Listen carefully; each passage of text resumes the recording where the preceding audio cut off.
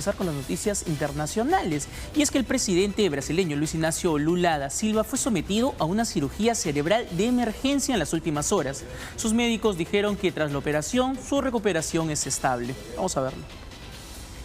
Los médicos del presidente brasileño Luis Inácio Lula da Silva informaron en conferencia de prensa que estaba estable después de haberse sometido a una cirugía intracraneal de emergencia para drenar una hemorragia en su cerebro relacionada con una caída que tuvo en octubre de este año, razón por la cual incluso no pudo asistir a la cumbre de los BRICS.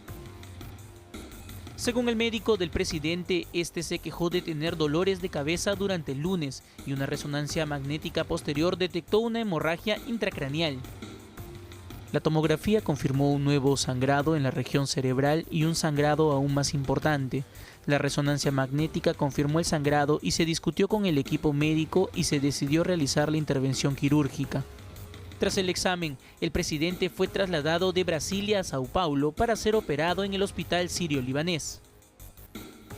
El médico encargado de la salud del presidente también dijo que Lula ahora está comiendo y hablando normalmente, pero permanecerá bajo observación por un par de días. En tanto, quien asume la presidencia es el vicepresidente Geraldo Alckmin. El presidente evolucionó bien.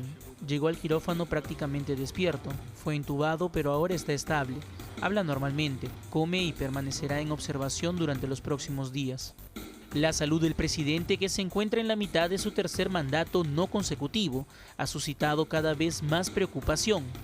Los malos resultados de su Partido de los Trabajadores en las elecciones municipales de este año pusieron de relieve la falta de un claro sucesor de izquierda si decide no presentarse a la reelección en 2026.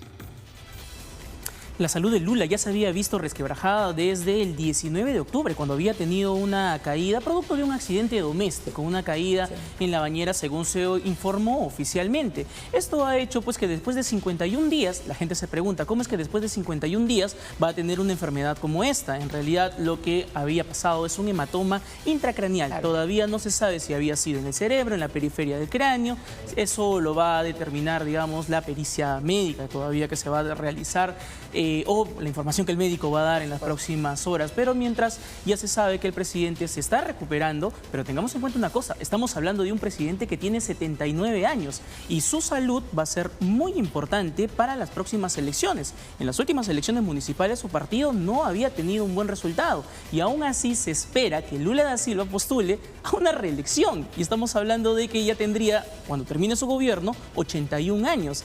¿Hacia dónde más podría aguantar la salud del presidente? Sí, claro, y que se enfrente nuevamente a Bolsonaro, ¿no?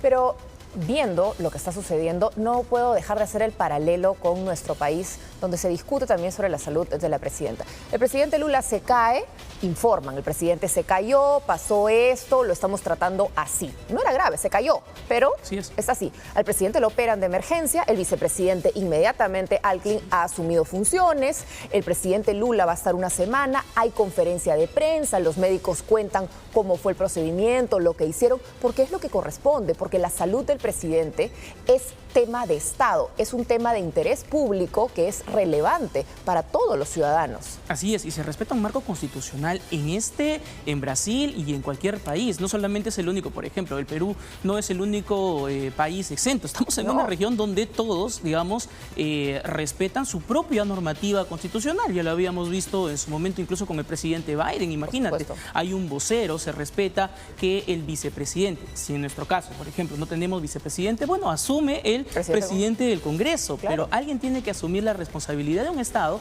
porque hay decisiones que se toman incluso en materia internacional que deben tener representación por parte de la máxima autoridad y es el presidente el que responde ante los intereses internacionales del país. Y cuando el presidente tiene que descansar porque necesita descanso médico, como en este caso, Lula ya dicen que come, que ya está consciente, pero sin embargo está bajo los efectos de medicamentos fuertes, se está recuperando, hay un proceso natural en el cuerpo para deshacerse de la anestesia, entonces necesitas calma, no hablar mucho.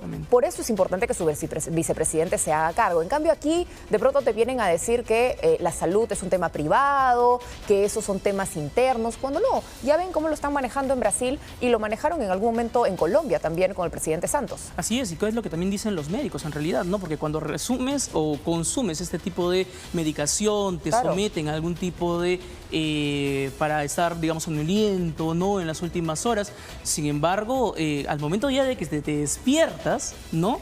No puedes tomar decisiones de un jefe de Estado. Por ende, tienes que determinar, no al Consejo de Ministros, porque no es el orden constitucional. No es que me conecto por Zoom desde la clínica. Exactamente. No. O sea, eso no se ha visto en otros países. Ya de por sí la figura del Zoom en la región no es muy bien conocida en realidad. Sí, no, casi todos van presencial, ¿no? Claro. Acá es donde más se mantiene todavía, especialmente para el Parlamento. Es más, una cosa muy importante es que él no pudo asistir a la cumbre de los BRICS justamente porque ha tenido, o sea, él no ha hecho la presentación por Zoom, no ha mandado una carta, no han falsificado una firma para que él de repente se presente. No, en realidad él mandó a su primer ministro después de que el gobierno haya informado de manera oficial. Como se hacen las cosas, de manera oficial. Correcto.